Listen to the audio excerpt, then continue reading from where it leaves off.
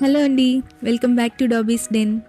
ఈ వీడియోలో టేస్టీ కట్టె పొంగల్ని బన్సీ రవ్వతో ఎలా చేసుకోవాలో చూసేద్దామండి. రైస్ అవాయిడ్ చేయాలనుకున్న వాళ్ళకి ఇది బెస్ట్ ఆప్షన్. పొంగల్ని రకరకాల రవ్వలతో ఇంకా మిల్లెట్స్తో చేస్తూనే ఉంటారు. కాకపోతే ఇలా ఒకసారి బన్సీ రవ్వతో ట్రై చేసి చూడండి, చాలా రుచిగా ఉంటుంది. వీడియోలోకి వెళ్ళే ముందు ఫస్ట్ టైం మన ఛానల్ని ఎవరైనా చూస్తున్నట్టయితే తప్పకుండా సబ్స్క్రైబ్ చేసుకొని బెల్ ఐకాన్ క్లిక్ చేసి నోటిఫికేషన్స్ని ఆన్లో పెట్టేయండి. ఇక రెసిపీ చూసేద్దాం రండి.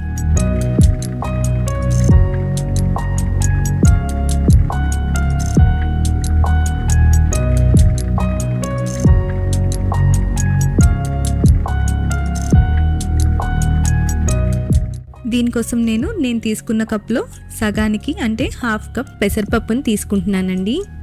దీన్ని శుభ్రంగా కడిగి నీళ్లు పోసి ఒక అరగంట పాటు నానబెట్టుకోవాలి. ఈ పొంగల్ చేయడానికి మీరు ఏ కప్నైనా తీసుకోండి, కాకపోతే రేషియోస్ కరెక్ట్గా ఉండేలా చూసుకోండి.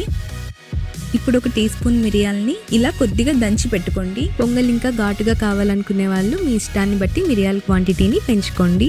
మిరియాల పొడి అయినా వేసుకోవచ్చు, పూర్తి మిరియాలనైనా వేసుకోవచ్చండి. కానీ ఇలా వేయడం వల్ల పొంగల్లో ఫ్లేవర్ దిగడంతో పాటు తింటున్నప్పుడు నోటికి కాస్త మిరియాలు తగిలి రుచిగా అనిపిస్తుంది.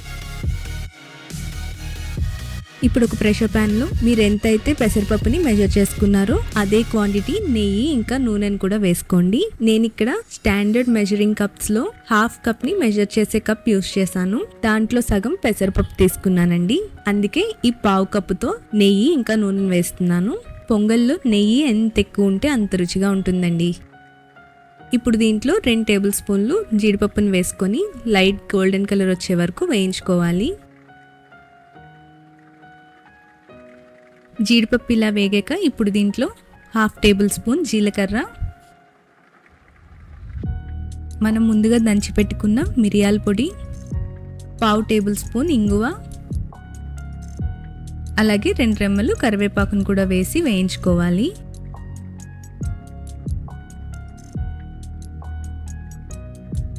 ఇది వేగాక ఇప్పుడు దీంట్లో మీరు ఏ కప్తో అయితే పెసరపప్పుని మెజర్ చేసుకున్నారో అదే కప్పుతో 7 కప్పులు నీళ్లు పోయాలి.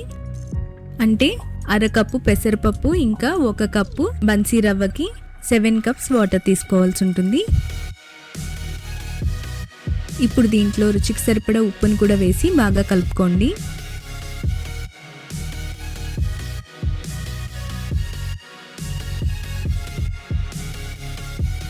ఇది బాగా బాయిల్ అయ్యాక ఇప్పుడు దీంట్లో మనం ముందుగా నానబెట్టుకున్న పెసరపప్పుని అలాగే 1 కప్పు బన్సీ రవ్వను కూడా వేసుకొని బాగా కలుపుకోవాలి.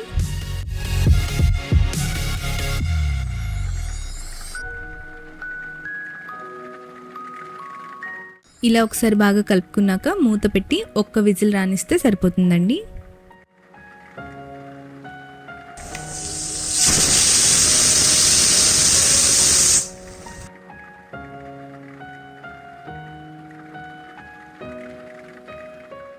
ప్రెషర్ పూర్తిగా పోయాక ఇప్పుడు మూత తీసి దీన్ని లో ఫ్లేమ్ మీద మీకు కావాల్సిన కన్సిస్టెన్సీ వచ్చే వరకు అడుగు పట్టకుండా కలుపుతూ దగ్గర చేసుకుంటే మన పొంగల్ రెడీ అయిపోతుంది.